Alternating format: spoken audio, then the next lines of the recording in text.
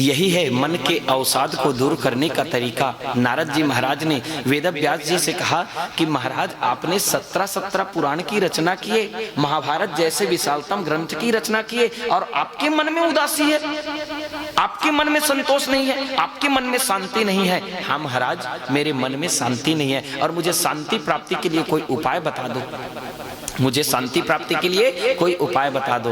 नारद जी महाराज ने कहा महाराज उपाय तो केवल एक है, लेकिन मैं ये कहना चाहता हूँ, अगर कहीं व्यासे जी कहूँ उदास बैठे रही तो अभ्यास जीवन के का हो ही कहे, तोरा सन अतेक अतेक विद्वान आदमी। लेकिन सोच करके देखो, इतने बड़े विद्वान व्यास जी महाराज अपनी कमजोरी को, अपनी दुर्बलता को नारद जी महाराज के चरणों में निवेदन कर रहे हैं, नारद जी महाराज के चरणों में बता रहे हैं। क्यों?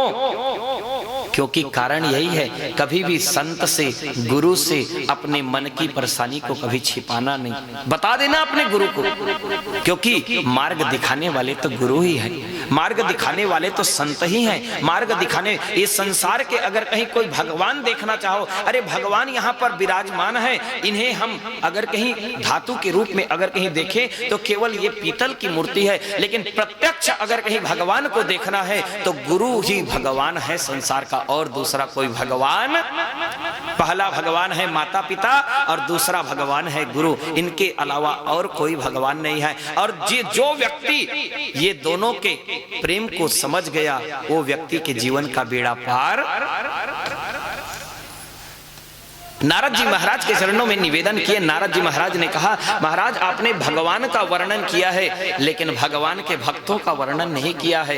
किं वा भागवता धर्मा न प्रायेण निरूपिता प्रियः परमहंसानां त एव या अच्युत प्रिया, त एव या अच्युत प्रिया। महाराज आपने परमहंस धर्म को वर्णन करके नहीं बताया, इसीलिए महाराज आप पहले भागवत के, भगवान के मुखारविंद से निकले हुए चतुश्लोकी भागवत को भूल गए क्या?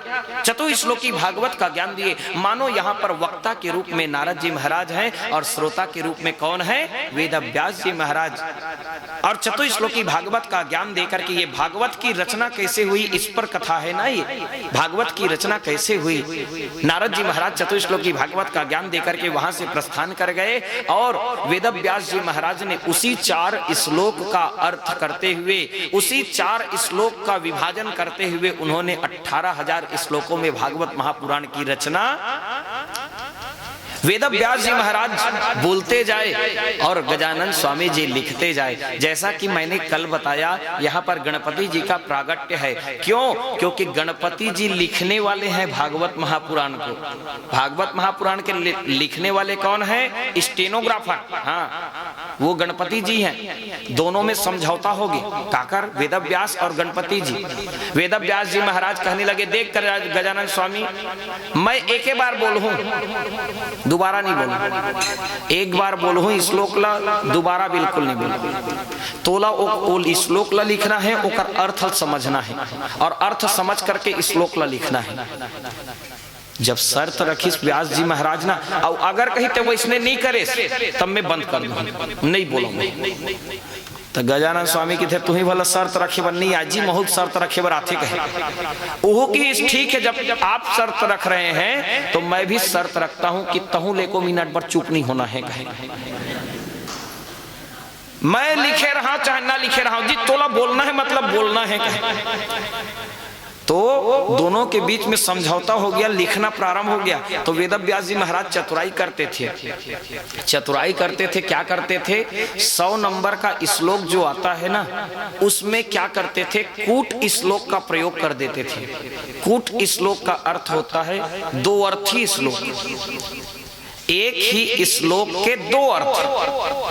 तो गजानन स्वामी ला सोचे समय मिल जाए, सोचे बर लगा बोला ये श्लोक के ए अर्थ हो ही कि ए अर्थ हो। तो जब का भी समय मिला ना सोचब में, तो वत के देर में व्यास जी महाराज का करे, उठा के ठंगोई लखा ले, बद्री का वन है ना, बद्रिकाश्रम मतलब बद्री मतलब होता है बेर, तो इसलिए बद्री के वन में वहां पर टोकनी में वो बेर रखे हुए थे, एक बेर को उठा करके खा लेते थे और उसके बाद फिर शुरू करते थे बोलना। तो वो गजानन स्वामी जानते नहीं थे, तो इसीलिए वेदव्यास जी महाराज का नाम हुआ है बादरायण। बेर को खाए हैं इसलिए उनका नाम हुआ है बादरायण। लेकिन सुखदेव जी महाराज जब राजा परीक्षित को कथा सुनाए हैं तो उस समय में सुखदेव जी महाराज ने बेर का भी त्याग कर दिए। व्यास जी ने तो बेर को खाया है इसलिए उनका नाम बादरायण हुआ है, लेकिन सुखदेव जी महाराज ने वो बेर का भी त्याग कर दिया, इसीलिए उनका नाम पड़ गया बादरायणी। क्यों? क्योंकि उसका भी उन्होंने तिलांजलि कर दिया। अनशन जैसे राजा परीक्षित का था वैसे ही सुखदेव जी भगवान भी वहां पर निरंतर बैठ करके 7 दिनों तक के भगवान की कथा को श्रवण पान कराए राजा परीक्षित को।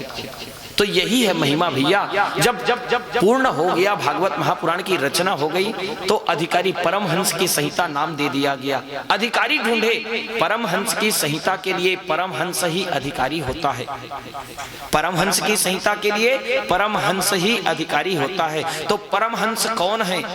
भरत महाराज परमहंस, राज ऋषि भरत परमहंस, ध्रुव महाराज परमहंस, प्रहलाद परमहंस, ये सब परमहंस हैं। तो ये परमहंसों को याद करते करते करते करते वेदव्यास जी महाराज किसको याद कर लिए? अरे मेरा बेटा सुखदेव भी तो परमहंस है, क्यों ना मैं अपने बेटा को बुला करके भागवत महापुराण को पढ़ा दूं ताकि मेरे अवतार का कार्य पूर्ण हो जाए, इसका प्रचारक तो कोई मिल जाए, प्रचार करने वाला तो कोई मिल जाए। तो सुखदेव जी महाराज घर में रहते तो उसको बुला लेते, आ बेटा सुखदेव भागवत ला पढ़ ले। तो ओला भागे 13 साल बीत गया है भैया, जंगल में भागे। आप सब लोग जानते हैं सुखदेव जन्म की कथा जो है कि भगवान शंकर मां सती को राम कथा श्रवण पान करा रहे थे। उसी समय में अमर कथा कहा गया है, राम कथा को, भगवान की कथा को अमर कथा कहा गया है। जब अमर कथा को सुना रहे थे कैलाश में विराजित होकर के, तो भगवान ने क्या किया? अरे जो अधिकारी है उसी को कथा सुनाने से लाभ है, अनाधिकारी व्यक्ति को कथा सुनाने से लाभ। ऊसर बीज बये फल जथा, ऊसर बीज बये फल जथा। अरे बंजर भूमि में अगर कहीं बीज डालोगे तो फसल लहलहाने वाली नहीं है, इसीलिए वहां पर अधिकारी माने किसको? सती को। बाकी जितने भी जीव हैं सबको 3 ताली दे करके प्राणवायु को खींच दिया और सबको वहां से भगा दिए। भगवान कथा सुनाने लगे और कथा सुनाते सुनाते सुनाते सुनाते वहीं पर क्या था? एक पेड़ था। उस पेड़ के खोल में एक तोता का खराब अंडा था, तोता का खराब अंडा। अमर कथा के प्रभाव से उस तोता के खराब अंडे में जीव आ गया और वो तोता बन गया। और सती मैया क्या करत रहा है? भगवान कथा सुनात रहा है, सती मैया हुकारू देत रहा है।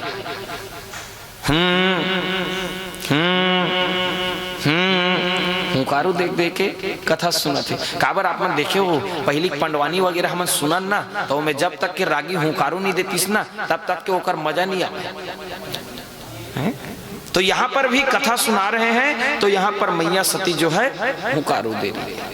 जब हुकारू देवत रहे ना तो वो तोता घलो, आप लोग देखे होंगे तोता बोलता है, जैसा सिखाओगे वैसे ही बोलता है। पशु नाचत सुख पाठ प्रवीणा, गुण गति नट पाठक आधीना। वो जैसे सिखाओगे वैसे सीख जाता है। तो थोड़े देर के बाद में वो तोता भी हुंकारू देने लगा, सती मैया को सुन सुन करके वो भी हुंकारू देने लगा। और जैसे ही कथा प्रारंभ हुई 10वें स्कंद की, उसी समय में सती मैया के आंखी में आगे नींद, सती मैया सूद गए। शुरू हो गए भैया चुपा चुपा ताबीदाई की है।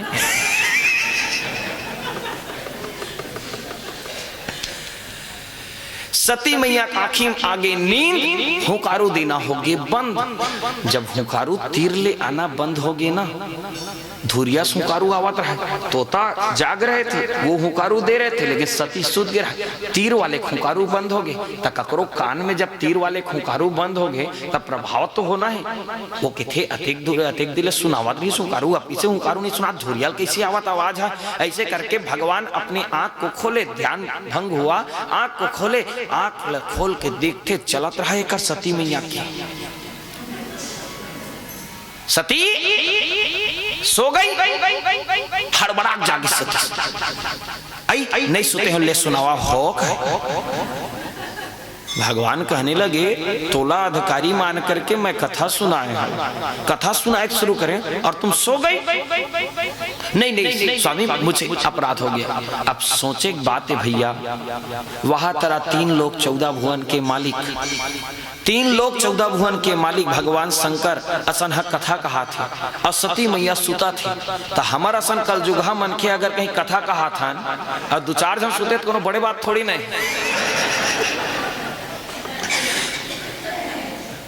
यहाँ कोनो नहीं सुते है, बात है वो।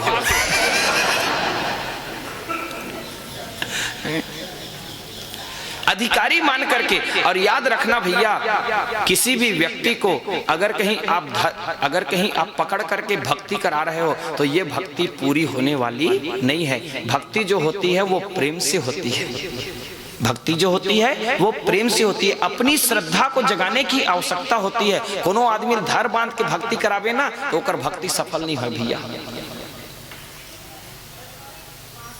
सती मैया को वहां पर कथा सुनाना बंद कर दिए भोले बाबा और भगवान शंकर क्रोधित होकर के खड़े हो गए। कौन है ये हुंकार भरने वाला, कौन है ये हुंकार भरने वाला? तो वो तोता भगवान शंकर को क्रोधी जान करके वहां से उड़ गए। फुर से जब उड़े ना तो वहां पर आगे जाकर के देखते हैं भगवान शंकर पीछे पीछे आ रहे हैं, तोता आगे आगे भागे जा रहा है। तो वहां पर सरस्वती नदी में व्यास जी महाराज की पत्नी अरणी देवी वो पानी भरने के लिए आई थी गगरी लेकर के। वत के देर का हुई अरणी देवी जमहाई आगे, हाँ राम ऐसे कि जमहा पर ये तोता देखिस उड़ावत उड़ावत उड़ावत उड़ावत जाग सीधा मुंह में मार गया, सीधा पेट में चल गई। और जैसे पेट में गए भोले बाबा ठिठक करके खड़े हो गए। भोले बाबा कहने लगे अरे अब तो मैं, क्योंकि मुझे तो मारना तोते को है और मैं अरणी देवी को तो मार नहीं सकता, इसीलिए ठिठक करके खड़े हो गए। वेद व्यास जी महाराज देखिए भोले बाबा सामने खड़े हैं। भोले बाबा सरस्वती नदी के किनारे अरणी देवी के सामने आकर के प्रकट रूप में खड़े हैं। वेद व्यास जी महाराज दौड़ते भागते अपने आश्रम से निकल करके बाबा भोलेनाथ के चरणों में आकर के गिर गए। 33 कोटि देवी देवता झरझर फूलों की वर्षा। बोलो श्री कृष्णचंद्र भगवान के जय। भोले बाबा की स्तुति विनती करने लगे। यस्यांगे जब विभाति भूधर सुधा दिवापका मस्तके भाले बाल विदुर्गले चकलम यस्सोरसे व्यालराट सोयम भूत विभूषणा सुरवरा सर्वाधिपा सर्वसा सर्वा सर्वगता शिवा सनिभा श्री शंकरः पातु मां। कर्पूर गौरम करुणावतारम संसार सारम भुजगेन्द्रहारम सदा वसंतम हृदय अरविंदे भवम भवानी सहितम नमामि। बोलो शंकर भगवान के जय। बाबा भोलेनाथ के चरणों में दंडवत प्रणाम किए और व्यास जी महाराज पूछने लगे कैसे आना हुआ भगवान। भगवान शंकर ने अरणी देवी की ओर इशारा करके कहने लगे ये बैरी। जब बैरी के किस ना अरणी देवी ढाल देख करके का कहते हुए भगवान लगते हैं तो बैरी कहा थे। अरणी देवी कहने लगी मैं कहीं नहीं कहे स्वामी, मैं हाँ मोला जमहाई ऐसे तो आओ राम की के जमहाए हाँ तो वत के देर एक ठंग चुआ उड़ावत उड़ावत आंख मर मुँह अमागे हो। व्यास जी महाराज के तो मोहल तोप नहीं ले रही तेज तेगरे से कहेगे हे कलयुग में जब जमहाई आते ना तब मुंह ढक लेना चाहिए। काबर कलयुग में कोनो सुआ वैया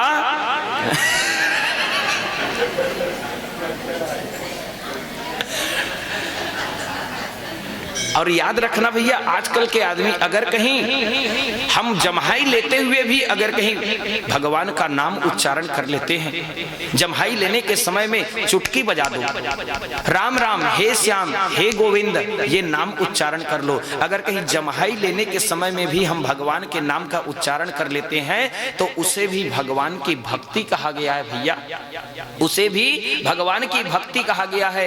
राम राम कहिजे जमुहाहि तिन्ह सम पाप पुंज अगनाहि। भगवान राम की भक्ति कहा गया है, लेकिन आजकल के आदमी मन है जब जमहाई लेते ना तो कभू नहीं कहा है भैया वो बिरले है जो राम कहा है कृष्ण कहा है, तो वैसना नहीं कहा है। तका की थे अच्छा जोर से जमहाली है दाई है ददा की वो दाई ददक मारे मार गए।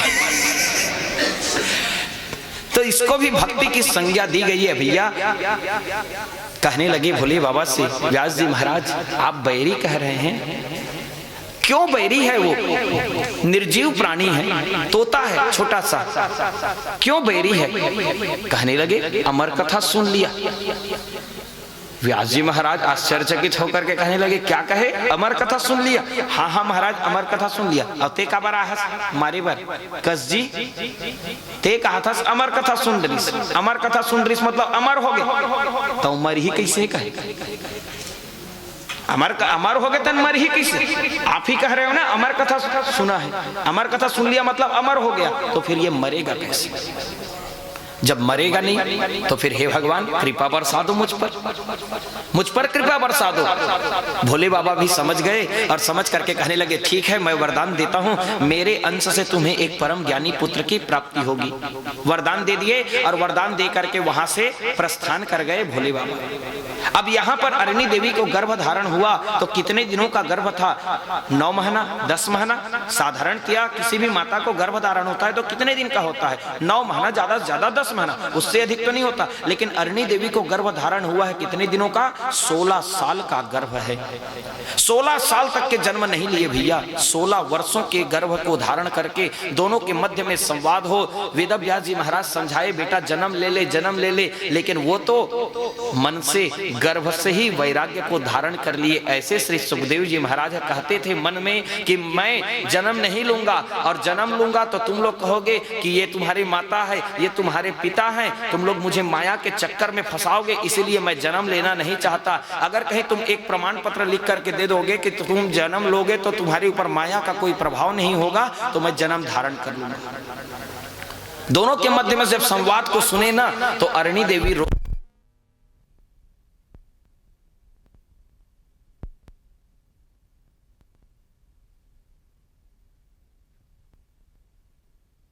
विनय करने के बाद में 16 वर्षों के बाद में जब सुखदेव जी महाराज का जन्म हुआ तो सुखदेव जी महाराज को जन्म लेते 60 लड़का, लेकिन अब 16 साल की कमीला पूरा करे बर लगी। तो सुखदेव जी महाराज क्या किए? जन्म लेते ही 16 साल के हो गए।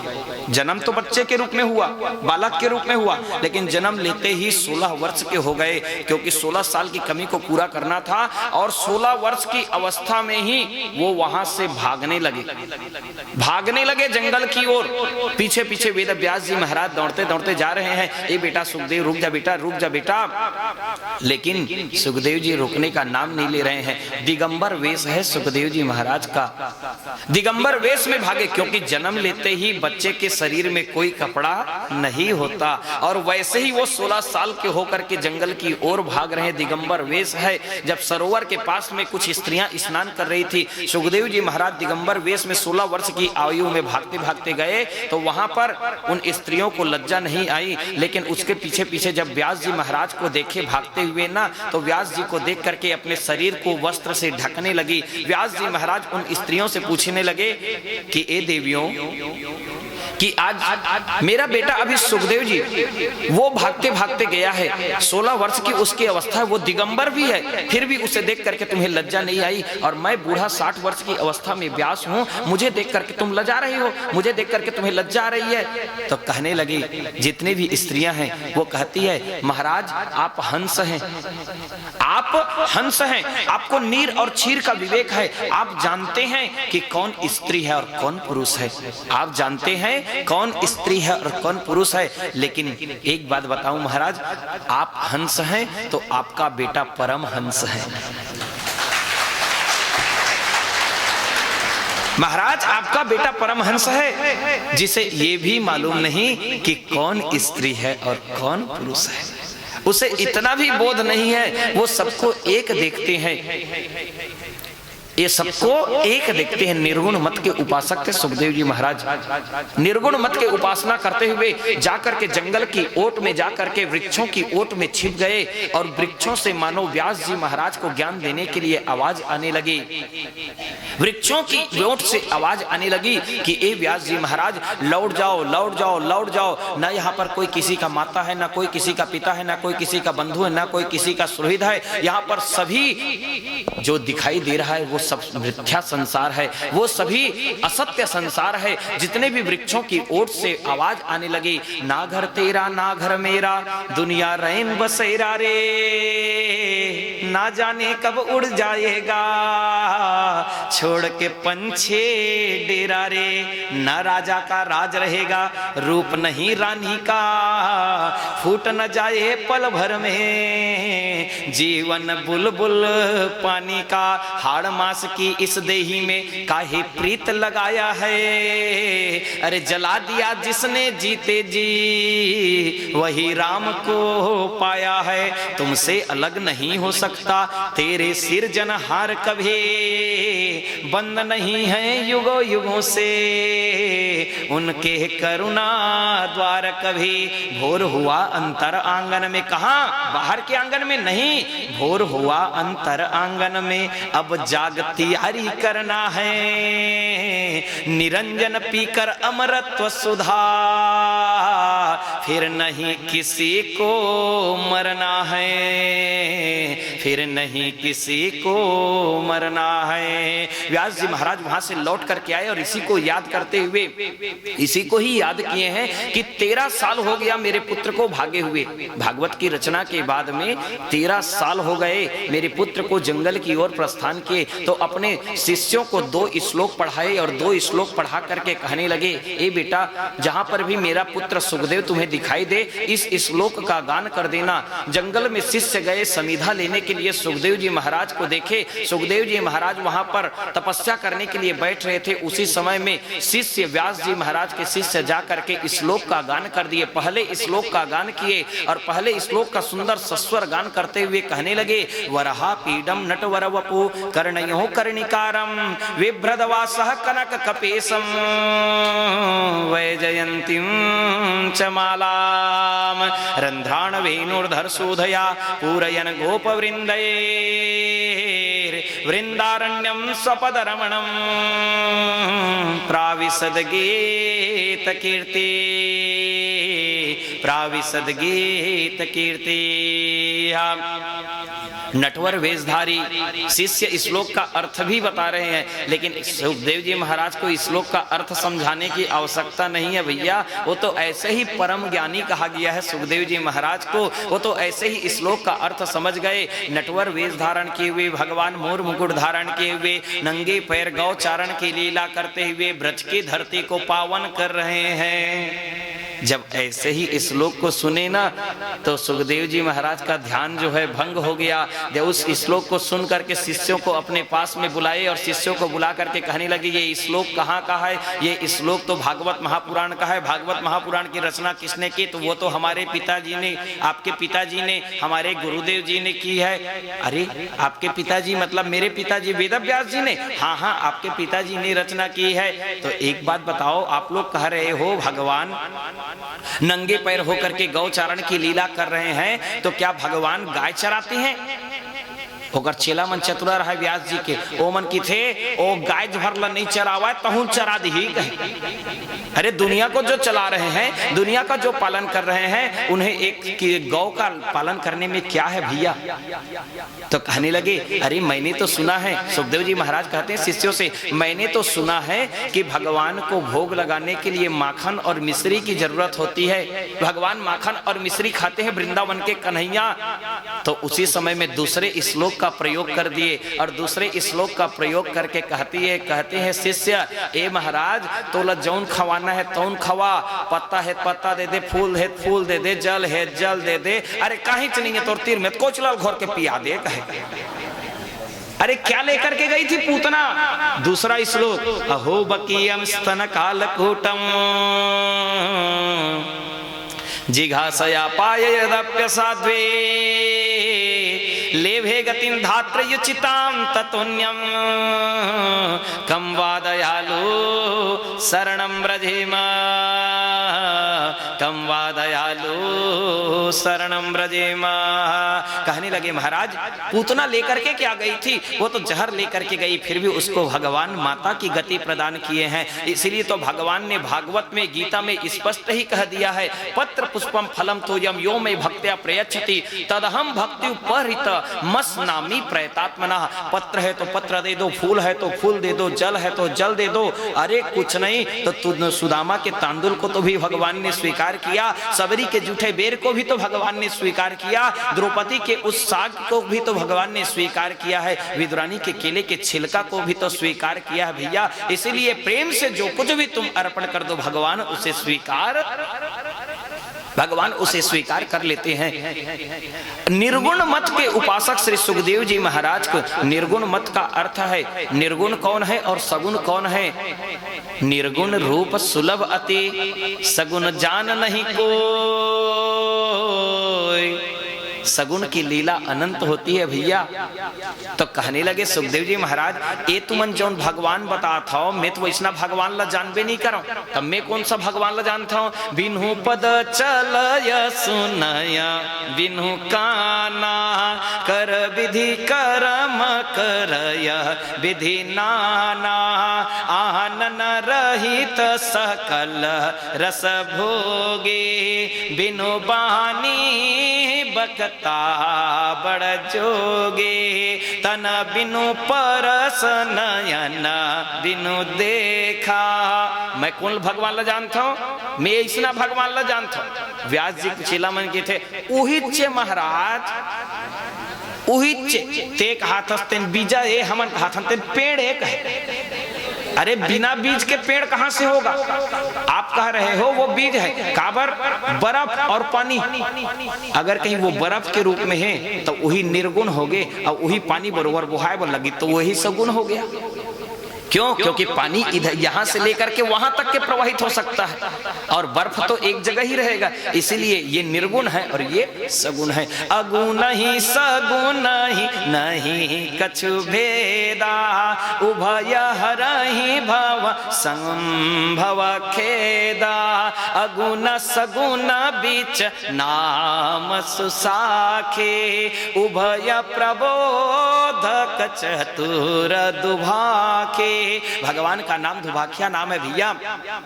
भगवान वहां पर सुखदेव जी महाराज के मन को प्रेरित किए भागवत के 2 श्लोक ने, और सुखदेव जी कहने लगे क्या अपने गुरुदेव के पास मुझे लेकर के जाओगे। चलो ना महाराज, हम तो इसीलिए आए हैं। सुखदेव जी महाराज वेद व्यास जी महाराज के पास में पहुंचे। अरणी देवी गले से लगा ली। अरणी देवी को सुखदेव जी महाराज ने कहा, माते मैं भागवत की कथा को श्रवण करने के लिए आया हूँ, भागवत पढ़ने के लिए आया हूँ।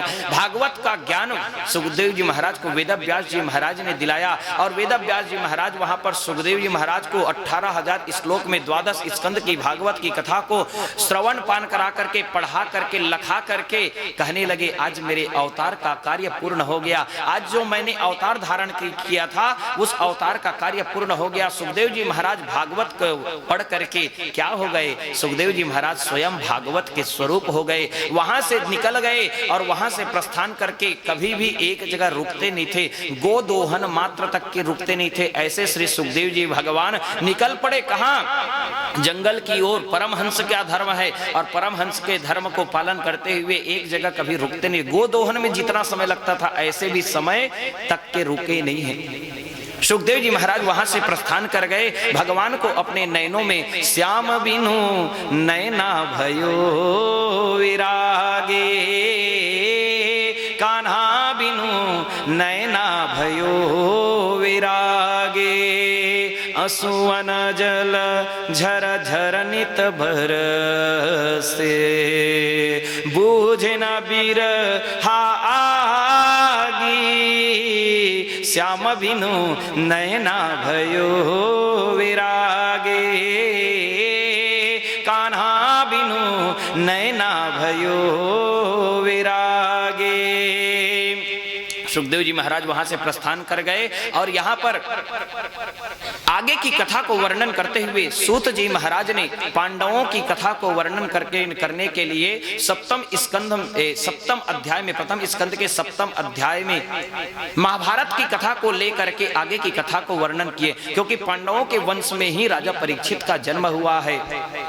परीक्षितोथ राजर्षिर जन्म कर्म विलापनम संस्थां च पांडुपुत्राणाम वक्षे कृष्ण कथोदयम, वक्षे कृष्ण कथोदयम। नितांत अकेला बैठा हुआ है। महाभारत का युद्ध पूर्ण हो चुका है, पांडवों का विजय हुआ है और कौरव की सेना पराजित हो गई है। एक कौरव की सेना में से केवल एक बचा हुआ है। कौन है? दुर्योधन। केवल एक दुर्योधन बचा हुआ है, उसका भी जंघा टूटा हुआ है। चारों ओर लाशों की ढेर और उसके मध्य में दुर्योधन बैठा हुआ है। चील कौवे नोच नोच करके खाने लगे। दुर्योधन को जंघा टूटा हुआ है। दुर्योधन के अंदर में इतनी शक्ति नहीं है। जो दुर्योधन इतना गरजता था, मेरे अंदर में इतनी शक्ति है, इतनी शक्ति है। अरे मरने के बाद में किसी को चील कौवे नोच नोच करके खाई, ये तो समझ में आता है, लेकिन वहां पर जीते जागते दुर्योधन को चील कौवे नोच नोच करके खा रहे हैं। चील कौवे नोच नोच करके खा रहे हैं। जब चील कौवे नोच नोच करके खा रहे हैं तो दुर्योधन के अंदर में इतनी ताकत नहीं है कि वो उनको भगा सके, वो उनको रोक सके।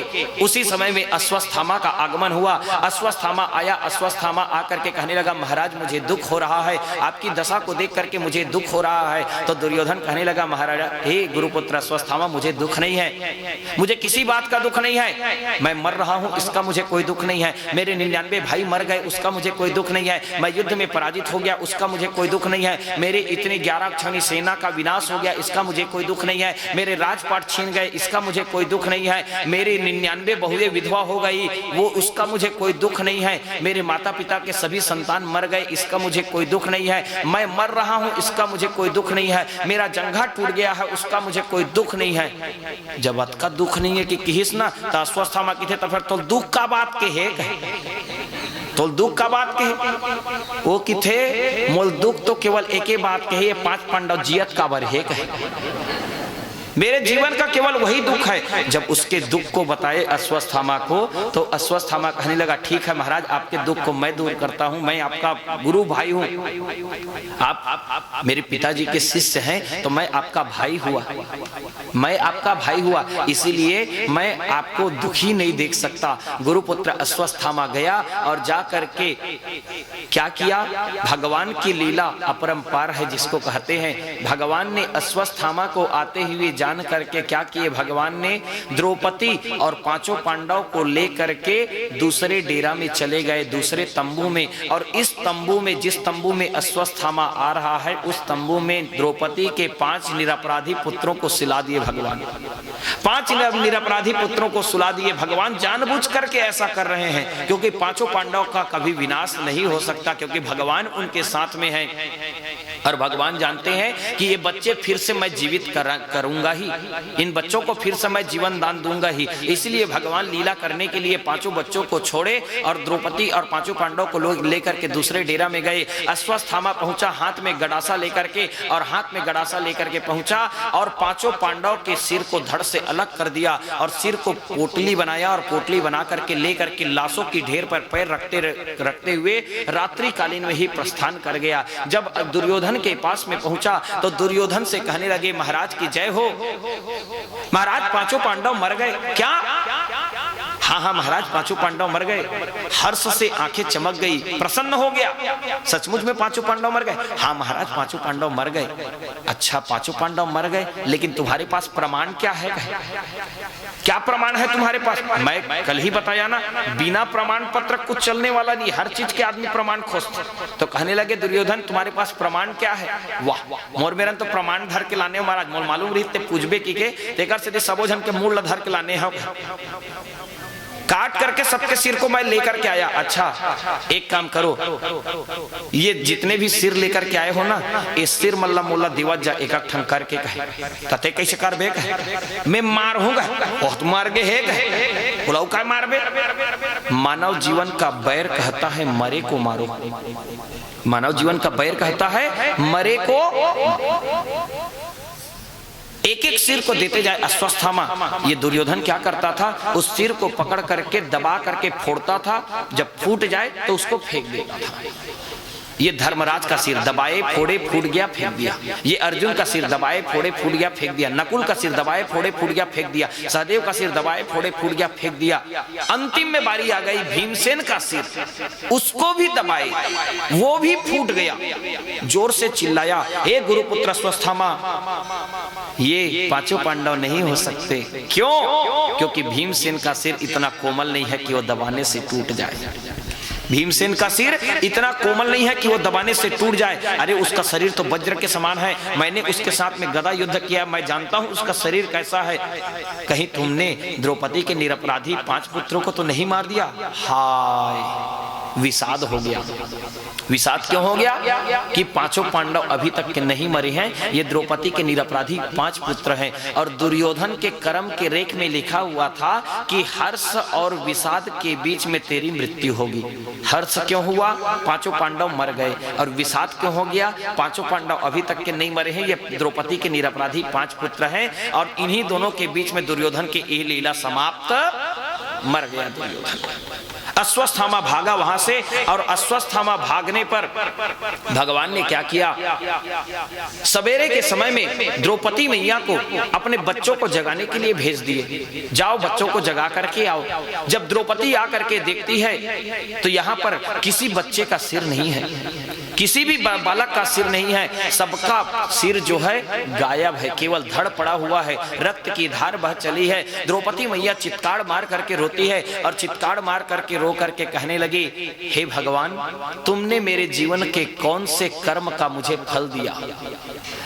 पुत्र शोक के रूप में तुमने मेरे जीवन के कौन से कर्म का फल दिया भगवान? द्रौपदी मैया के सामने में भगवान बैठे हैं, फिर भी भगवान के ऊपर में दोष नहीं लगा रही। वो यही कह रही है कि तुमने मेरे कौन से कर्म का फल पुत्र शोक के रूप में दिया। लेकिन हम लोग का स्वभाव क्या होता है? हम लोग भगवान के पास में चले जाते हैं और भगवान को कहते हैं, हे भगवान, ते ऐसे काबर कर देस,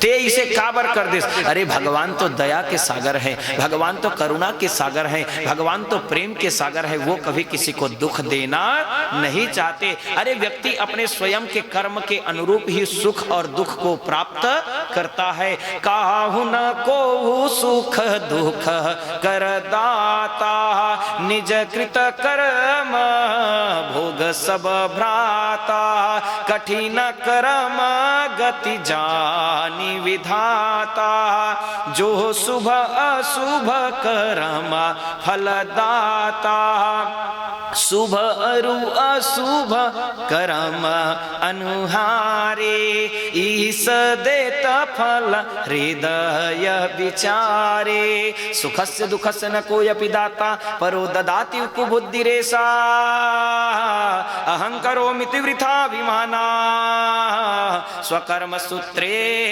ग्रथितो हि लोका, स्वकर्म सूत्रे ग्रथितो हि लोका। इस प्रकार से वहां पर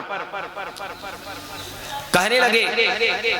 जब भगवान के सामने में खड़ी होकर के द्रौपदी मैया कहती है कि मेरे कौन से कर्म का फल तुमने मुझे दिया है, तो भगवान आकर के कहने लगे, चिंता मत करो द्रौपदी, तुम्हारे दुख का कारण मैं हूं, तो तुम्हारे दुख को मैं ही दूर करूंगा। ये सोच करके भगवान वहां पर शांत किए द्रौपदी को। लेकिन वहां पर शांति कैसे होनी है? द्रौपदी अश्वन जल की धार बहा रही है, अर्जुन ये देख नहीं पाया, और अर्जुन कहने लगा, हे देवी, मैं प्रतिज्ञा करता हूं कि जब तक के ये निरपराधी 5 पुत्रों को मारने वाले को ला करके तुम्हारे सामने अंत ना कर दूं, यहीं पर उसकी चिता रचूंगा, और चिता रचने के बाद में जब उसे चिता में रख करके जला दूंगा, तो उसी चिता की ठंडी राख में खड़ी होकर के तुम अपने केस धो करके शांत हो जाना, तब तुम्हें जाकर के मैं शांत करने के लिए सामने आऊंगा। ये बोल करके अर्जुन ने वहां से भगवान की ओर इशारा किया, कौन है ऐसा कृत्य करने वाला?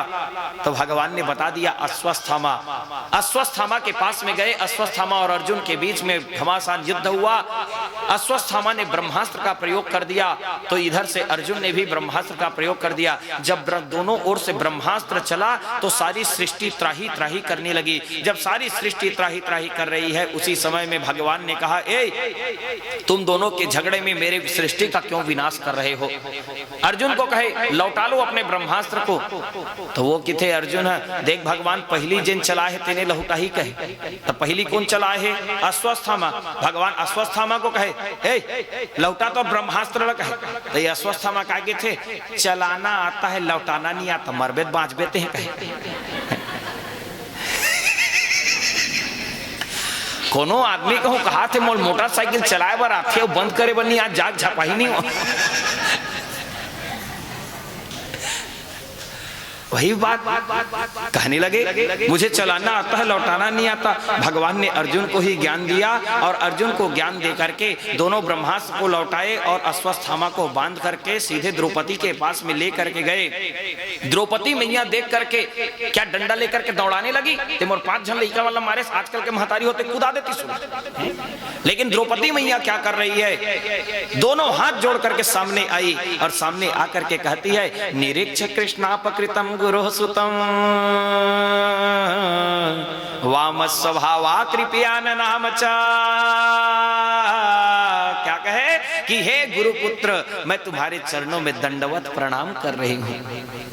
कहने लगे अर्जुन देवी यही है निरपराधी 5 पुत्रों को मारने वाला। मैं जानती हूँ स्वामी, मैं जानती हूँ, लेकिन मैं ये नहीं चाहती कि जो दुख मुझे मिल रहा है वही दुख इसकी माता कृपी को मिले। इसकी माँ भी जिंदा है, जो पुत्र का शोक मुझे प्राप्त हो रहा है मैं ये नहीं चाहूंगी। इसी को दया की स्वरूपनी कहा गया है द्रौपदी को, दया की रूपनी। ये जीवन में ही हम भगवान को देखे, 5 पांडव की कथा ये जीवन में ही दिखाई देती है। हमारे अंदर का जो धर्म है वही धर्मराज युधिष्ठिर है, जीवात्मा ही अर्जुन है और परमात्मा ही भगवान श्री कृष्ण है। हमारे अंदर की जो बुद्धि है उसी का नाम नकुल है, हमारे अंदर का जो स्वाभिमान है उसी का नाम है सहदेव, और हमारे अंदर का जो बल है उसी का नाम क्या है भीमसेन, और हमारे अंदर की जो दया है उसी का नाम है द्रौपदी। ये 5 पांडव की कथा हमारे शरीर की ही कथा है भैया। कहने लगे महाराज अगर कहीं यही मारने वाला है फिर भी इसे हम नहीं मारेंगे। जब दोनों के बात को सुने ना भगवान कन्हैया कहने लगे तुम तो प्रतिज्ञा किए हो अर्जुन, तुम्हारे प्रतिज्ञा को तो पूर्ण करना होगा। इसलिए भगवान ने उपाय किया, अर्जुन को कहे ए अर्जुन अब कैसे करोगे? तो अर्जुन कहने लगा तय जानो तो बहिनी जाना है, कहे कृष्ण और कृष्णा दोनों झंझानो जी जैसन तुम डिसीजन लो तैसन मैं काम कर हूं। कहे अच्छा। तो जब एकर मन के बात लो सुनिस ना भीमसेन तमतमाक आंख खड़े हो गए। ऐसा महाराज ला मारे में कोई पाप नहीं हो, आतताई है दुष्ट है 5 पुत्रों को मारने वाला है, ऐसे ब्राह्मण को मारने में पाप नहीं होता। मैं भी जानता हूँ थोड़ा बहुत शास्त्र की बात कहा था। भगवान के थे ए पंडित कहे बंद कर, तो पंडिताई लगा बंद कर। अरे ब्रह्म का हत्या अगर कहीं करते हो तो ब्रह्म हत्या का दोष तुम्हें लगता ही है। ब्राह्मण का अगर कहीं अपराध करते हो, ब्राह्मण का कहीं अपमान करते हो तो उसका तुम्हें परिणाम भुगतना ही पड़ेगा। अब जनी कराई विप्र अपमाना जाने हो संता अनंत समाना। तो यहाँ पर ब्रह्म हत्या का भाव आ रहा है। भगवान ने कहा ब्रह्म हत्या का दोष लगता है। अगर कहीं ब्रह्म हत्या का दोष नहीं लगता तो राजा चित्रकेतु वृत्तासुर की योनि को कैसे प्राप्त करते? वो भी तो बने ना ब्रह्म हत्या के दोष के कारण ही। तो यही है भाव भैया कि ब्रह्म हत्या का दोष लगता है। भगवान ने क्या किया, ऐसा अगर कहीं कोई ब्राह्मण है, दुष्ट है, आतताई है तो क्या करो, उसके माथे की तेज को निकाल दो। भगवान ने बाण की नोक से उसके माथे की मणि को निकाले और माथे की मणि को निकाल करके निस्तेज कर दिए, और निस्तेज करने के बाद में भगवान ने उसे वरदान दे दिए चिरंजीव भव। काबर मर जबे ततोल शांति मिल जाही, मर जबे ततोल शांति मिली, और जियत रिबे त रही रही कोई चीज बात ला सोचबे ते है, कोई चीज बात ला रही रही सोचबे कि ऐसा अपराध में काबर करें। तेकर से ते चिरंजीव रह, सप्त चिरंजीवों में गिनती होती है उसकी अश्वत्थामा की। अश्वत्थामा बलिर्व्यासो हनुमान स विभीषणा कृपः परशुरामश्च सप्तैते चिरजीवना सप्तैते चिरजीवना। 7 चिरंजीवों में गिनती आती है अश्वत्थामा की। आज भी जी रहा है वो, आज भी जीवित है अश्वत्थामा, आज भी नहीं मरा है। जैसे हनुमान जी 7 चिरंजीवों में गिनती आती है, वैसे ही अश्वत्थामा की भी गिनती आती है। भगवान ने उसको देश निकाला कर दिए। देश निकाला का अर्थ क्या है? तड़ी पार। आजकल के शब्दों में तड़ी पार, देश निकाला कर दिए भगवान। आज भी घूम रहा है अश्वत्थामा। अब भगवान ने द्रौपदी मैया को शांत किए और द्रौपदी मैया को शांत करने के बाद में लौट करके द्वारिका जाने को उद्यत हुए। उसी समय में द्रौपदी मैया को सांत्वना देकर के जब लौट रहे थे तो कुंती मैया सामने आ गई। सामने आकर के कहने लगी, विपदः सन्तु नः सस्वत् तत्र तत्र जगद्गुरो भवतो दर्शनम यत्स्यात् पुनर्भव दर्शनम। विपत्ति का वरदान मांगते कौन? कुंती मैया। क्यों? क्योंकि संसार की विपत्ति क्या है और संसार की संपत्ति क्या है? विपदो नैव विपदा संपदो नैव संपदा विपद स्मरणम विष्णु संपन्न नारायण स्मृति संपन्न नारायण स्मृति। संसार की विपत्ति क्या है? भगवान को भुला देना। और संसार की संपत्ति क्या है? भगवान को याद करना। इसीलिए कुंती मैया वरदान मांगती है कि जब जब पांडवों के जीवन में दुख आया है तब तब तुम्हारा आगमन हुआ है। इसीलिए हमेशा के लिए दुखी ही बना दो हमें सुख नहीं चाहिए। क्योंकि दुख में सुमिरन सब करे, सुख में करे न कोई। जो सुख में सुमिरन करे तो दुख काहे होय, तो दुख काहे होय। इसीलिए तो संत रहीम कहते हैं ना, संत रहीम का भाव है रहीमन विपदा हूँ भले। अरे वो भला है। रहीमन विपदा हूँ भले जो थोड़े दिन हो हित अनहित या जगत में जानी परता सबको, जानी परता सबको। सदगुरु कबीर साहब ने तो स्पष्ट कह दिया भैया। क्या कहे? अरे सुख के माथे सिल परे, सुख के माथे सिल परे जो नाम हृदय ले जाए। अरे बलिहारी वा दुख को, बलिहारी वा दुख को जो पल पल नाम रटाए, जो पल पल नाम रटाए। संतों ने बहुत सुंदर सुंदर भाव दिया है भैया, लोगों को लखाने के लिए, बताने के लिए, लोगों को समझाने के लिए। दुख में भगवान का सुमरन होता है और सुख की पूजा जो होती है वो बाह्य मन का होता है, लेकिन अंतर की पूजा दुख से ही करते हैं। सुखे सुख में आदमी रहते ना, 2 अगरबत्ती जला देते, हे भगवान एक भगवान, ऐसे कि 3 परत ले घुमा दी, चलो ड्यूटी जाए बेरा हो गई। और जहां दुख पड़ते ना वो घर भर के सकला जाते। हमार माई घर के देवता रिस आगे हो या चिला गुड़ चढ़ाबो या। दुख की पूजा में अंतर मन का निवेदन होता है भैया। इसीलिए दुख का वरदान मांगती है कुंती मैया। और दुख का वरदान मांगने के बाद में भगवान वहां से जाने के लिए उद्यत हुए। उद्यत होकर के फिर से लौट करके आए जहां पर भीष्म पितामह को भगवान ने दर्शन दिया। अंतिम समय में भगवान की प्रतीक्षा कर रहे थे भीष्म पितामह, जहां पर भीष्म पितामह 56 दिन की बाणों की सैया पर गंगा के तट पर विराजित होकर के उस बाणों की सैया पर गंगा के पावन तट पर वह भगवान की प्रतीक्षा कर रहे हैं। और भगवान अपने वचन की रक्षा करने के लिए जाकर के भीष्म पितामह को, भीष्म प्रयाण की कथा आती है, भीष्म पितामह को दर्शन दिए। भीष्म पितामह सारूप्य मुक्ति को प्राप्त किए हैं। भीष्म पितामह कहते हैं कि भगवान मैं अपने कलेवर को बदल रहा हूं, मैं मर नहीं रहा हूं। प्रतीक्षताम कलेवरम यावदिदम हिनोम्यहम। सदेव देव भगवान, सदेव देव भगवान प्रतीक्षताम कलेवरम यावदिदम हिनोम्यहम। मैं केवल अपने कलेवर को बदल रहा हूं। इस प्रकार से अपने इस नश्वर शरीर का परित्याग करके भीष्म पितामह भगवान के स्वरूप में विलीन हो गए। 33 कोटि देवी देवता झरझर फूलों की वर्षा। बोलो श्री कृष्णचंद्र भगवान की जय। भीष्म भीष्म पितामह का प्रयाण हुआ, सारूप्य मुक्ति को प्राप्त कर गए, भगवान वहां से द्वारिका प्रस्थान कर गए। और ये अश्वत्थामा ने क्या किया, अभिमन्यु की पत्नी उत्तरा के गर्भ में ब्रह्मास्त्र का प्रयोग कर दिया।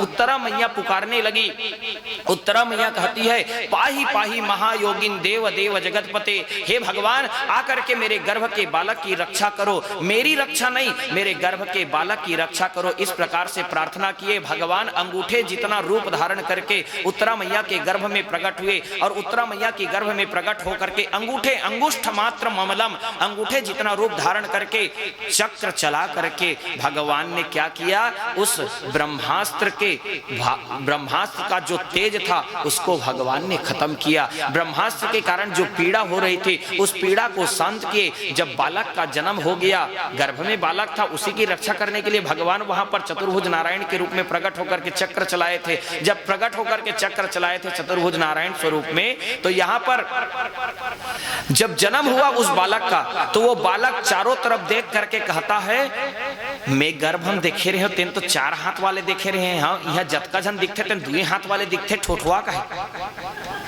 वो 4 हाथ वाले कहां चले गए। जन्म लेते ही परखने का जिसके अंदर में भाव हो, इसीलिए ज्योतिषियों को बुलाया गया, विद्वानों को बुलाया गया, तो सबने मिल करके उसका नाम राजा परीक्षित रखे। राजा परीक्षित जब युवा अवस्था को प्राप्त हुए, तो युवा अवस्था को प्राप्त होने के बाद में राजा परीक्षित का राज्याभिषेक कर दिए। पांडवों राज्याभिषेक करने के बाद में पांडव कहने लगे अब हम लोग राजपाट से मुक्त हो गए हैं। तो वहां पर दशा को देखे, जितने भी पांडव हैं सबके सब धर्मराज युधिष्ठिर ने देखा कि मूर्तियों के नयनों से आंसुअन जल की धार बह रही है, मूर्तियों से आंसू निकल रहा है। श्वान जो है, कुत्ता जो है, सूर्य नारायण की ओर देख करके मुंह करके रो रहा है। जब इन सभी अशुभ सूचक चिन्हों को देखे तो अर्जुन को भेजे द्वारिका में भगवान का हालचाल लेने के लिए। जब भगवान का हालचाल लेने के लिए गए तो अर्जुन जा करके देखते हैं वहां पर भगवान तो निजधाम गमन कर चुके हैं, वहां पर केवल माता रुक्मिणी के मंदिर को छोड़ करके पूरा द्वारिका जलमग्न हो चुका है। भैया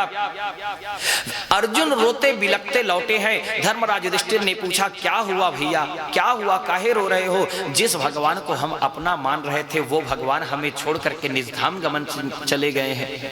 धर्मराज युधिष्ठिर ने कहा जब भगवान कन्हैया नहीं है तो पांडवों का भी राजपाट नहीं हो सकता। पांडव निकल गए स्वर्गारोहण की ओर, सबने अपने शरीर का त्याग करके स्वर्ग गए हैं, लेकिन धर्मराज युधिष्ठिर इस सदेह स्वर्ग के गामी हुए हैं, जहां पर धर्मदेव के द्वारा स्वान के रूप में धर्म की परीक्षा हुई। और धर्म की परीक्षा के बाद में भगवान के विमान में बैठ करके धर्मराज युधिष्ठिर स्वर्गारोहण हो गया। 33 कोटि देवी देवता जर्जर फूलों की वर्षा, बोलो श्री कृष्णचंद्र भगवान की जय।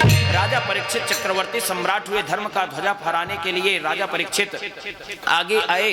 हर नगर में, हर राज्य में धर्म का ध्वजा फहरा रहे हैं। एक दिवस की बात है, उन्होंने क्या देखा कि एक दुबली पतली सी गैया रो रही है और वहीं पर एक बैल के 3 पैर को तोड़ दिया है। एक काला सा मोटा सा व्यक्ति हाथ में मुद्गल लेकर के बैल के 3 पैर को तोड़ दिया है, एक पैर बस बचा हुआ है। तो ये कौन है? ये दुबली पतली सी जो गैया खड़ी हुई है यही धरती मैया है, और वो जो बैल खड़ा हुआ है वही कौन है? धर्म है। क्यों? वृषभो धर्मः, वृषभो धर्मः, बैल को धर्म कहा गया है, नंदी को धर्म की संज्ञा दी गई है। भवानी शंकरौ वंदे श्रद्धा विश्वास रूपिणो, भगवान शंकर को और मैया सती को क्या कहा गया है? श्रद्धा और विश्वास का प्रतीक। तो श्रद्धा और विश्वास किसमें होना चाहिए? धर्म में होना चाहिए, तभी जाकर के तुम्हारा काबर ओकरे ऊपर में बैठ के जाही, धर्म में बैठ करके श्रद्धा और विश्वास जाएंगे तभी तो कहीं पर पहुंच सकते हैं ना। तो इसीलिए धर्म के बिना श्रद्धा और विश्वास का कोई अस्तित्व नहीं है। बिना धर्म के हम लोग कोई कार्य सत्कर्म भी करना चाहे तो धर्म के मार्ग में हो करके, प्रशस्त हो करके हम कोई सत्कर्म करना चाहेंगे, तब जाकर के वो हमारा सत्कर्म भगवान के श्री चरणों में समर्पित, तब जाकर के समर्पित होगा। यहां पर देखे 3 पैर को तोड़ दिया है। 3 पैर कौन कौन से? 4 पैर हैं धर्म के, सत्य, तप, शौच, दया या दान। ये 3 पैर को तोड़ दिया, सत्य को तोड़ दिया है, तप को तोड़ दिया है और शौच को तोड़ दिया है। दया या दान एक ही पैर श्रेष्ठ है, और कलयुग में केवल दान की प्रधानता है। भैया प्रगट 4 पग धर्म के, कलिमहु एक प्रधान, जेन के न विधि दीन्हे दान करहीं कल्याण, दान करहीं कल्याण। कल्याण का मार्ग है केवल दान करना। संसार में आए हो तो केवल धन दौलत का दान करना नहीं भैया, बल्कि मानव जीवन में विद्या का दान से बड़ा कोई दान नहीं कहा गया है। जितना हो सके अपने में अंदर में जो ज्ञान है उस ज्ञान को लोगों को बांटो, इससे बड़ा दान और कुछ नहीं कहा गया है। वस्त्र का दान, विद्या का दान, अन्न का दान, धन का दान, जितना हो सके अपने जीवन में दान करो, क्योंकि कलिकाल में केवल दान ही एकमात्र सहारा है जो तुम्हारे जीवन की नैया को बेड़ा पार कर सकता है। दान ही एकमात्र सहारा है। इसीलिए वहां पर कलयुग को देखे, हाथ में मोटा सा व्यक्ति मुद्गल लेकर के खड़ा हुआ है, वही कौन है? वही कलयुग है। कलयुग को ऐसे मारते हुए बैल को देखे ना तो राजा परीक्षित कलयुग को मारने के लिए दौड़े। कलयुग ने क्या किया? चतुराई किया, अपने सिर के मुकुट को उतार करके कहां रख दिया? राजा परीक्षित के चरणों में, क्योंकि जानता था कलयुग शरण में आए हुए की रक्षा करना राजा का परम कर्तव्य है। शरण गए प्रभु ताहु न त्यागा, है विश्व दोह कृत अघजहि लागा। शरण में शरणागत की रक्षा करना है। इसलिए राजा परीक्षित कहने लगे, कहो क्या चाहते हो? महाराज मेरी विशेषता है, इस विशेषता को सुन लीजिए। कलयुग की अपनी विशेषता बताने लगे। जब कलयुग अपनी विशेषता बताने लगे, कली कर एक पुनीत प्रतापा, मनसा पुण्य हो ही नहीं पापा, नहीं कली कर मन भगति विवेको, राम नाम अवलंबन एको, चहु जुगतीनी कालती हूँ लोका, भय नाम जपी जीव विशोका, वेद पुराण संत मत एहो, सकल सुकृत फल राम स्नेहो। कलयुग अपनी महिमा को बताए और अपनी महिमा को बता करके कहने लगे, ए महाराज मोर उम्र है वे 4,32,000 बरस। राजा परीक्षित कहने लगे, अतेक उम्र तो? वाह, मोर तो सबसे कमती है महाराज, मोरे उम्र के 2 से गुना कर दे महाराज। 8,64,000 बरस का कर द्वापर के, मोरे उम्र के 3 से गुना कर दे महाराज। 12,96,000 बरस त्रेता के, अब मोरे उम्र के 4 से गुना कर दे महाराज। 17,28,000 बरस का कर सतयुग के। सतयुग में एक व्यक्ति के औसत उम्र रहा है 1 लाख बरस। 1 लाख बरस में से जब तक के 10,000 बरस तक के यज्ञ जब पूजा पाठ नहीं करतीस, तब तक केवल भगवान के दर्शन नहीं मिलतीस। ओकर बाद में भगवान एक शून्य काट दिस। त्रेता युग में ऐस एक व्यक्ति औसत उम्र हो गए 10,000 बरस। 10,000 बरस में से 1,000 बरस तक के जब तक के यज्ञ जब पूजा पाठ नहीं करतीस, तब तक के भगवान की प्राप्ति नहीं हो। ओकर बाद में भगवान फिर एक ठंग शून्य काट दिस। एक ठंग शून्य काटिस तो एक व्यक्ति औसत उम्र हो गए 1,000 बरस। 1,000 बरस में से 100 साल तक के जब तक के यज्ञ जब पूजा पाठ नहीं करे, तब तक के भगवान नहीं मिला। ओकर बाद में कलयुग आगे, कलयुग में भगवान फिर एक ठंग शून्य काट दिस तो एक व्यक्ति के औसत उम्र हो गए 100 साल। देखना भगवान शून्य काटत काटत आवत है। अब कहूं एक ठंग शून्य फिर कहूं काट दिस ना, फिर शून्य हो गए, कहे वो कुछ नहीं बची। एक व्यक्ति के औसत उम्र 100 साल। तो कलयुग में कहने लगा, यही तो मेरी विशेषता है महाराज। इस कलयुग में 100 वर्ष की आयु में 1 घड़ी आधो घड़ी। भगवान की भक्ति के लिए कितना समय चाहिए? न 10,000 वर्ष चाहिए, न 1,000 वर्ष चाहिए, न 100 वर्ष चाहिए। कितने वर्ष चाहिए? कितना समय चाहिए? 1 घड़ी आधो घड़ी। पुनिया धो की याद, तुलसी चर्चा राम के, कटै कोटे अपराध, कटै कोटे अपराध। इसीलिए कलयुग की महिमा को बता करके, अपनी महिमा को बता करके कलयुग ने 4 स्थान ले लिया। द्युतम पानम स्त्रिया सुना यत्र धर्मास चतुर्विधा। ये 4 स्थान असत्य, मद, निर्दयता और आसक्ति, 4 प्रकार के दुर्गुणों को रहने वाले जुआलय, हिंसालय, मदिरालय, गणिकालय, ये 4 स्थानों को राजा परीक्षित ने किसको दे दिया? कलयुग को दे दिया। जब और निवेदन किया तो पंचमो रजो वैरम, पंचमो रजो वैरम, पहले दिए थे तो तमोगुण को दिए थे, उसके बाद में कह दिए 5वां स्थान जब दिए हैं तो सोने में तेरा वास हो जाए, सोने में तेरा वास हो जाए।